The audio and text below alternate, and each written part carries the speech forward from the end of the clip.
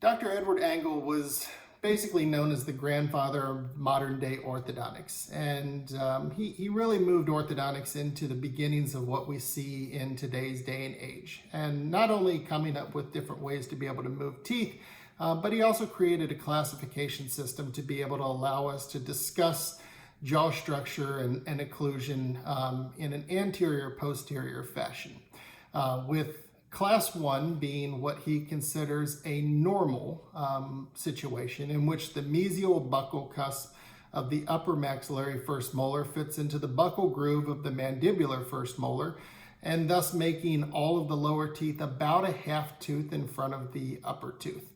By having that, you give the best chance at having ideal fitting together of all the posterior and anterior teeth, and giving yourself the best chance of having things like canine guidance and anterior guidance, which are necessary for good jaw function and good jaw movement. Again, just realizing that this is not anything to do with the vertical dimension, the transverse dimension. This is purely just a baseline of what an anterior-posterior ideal situation is.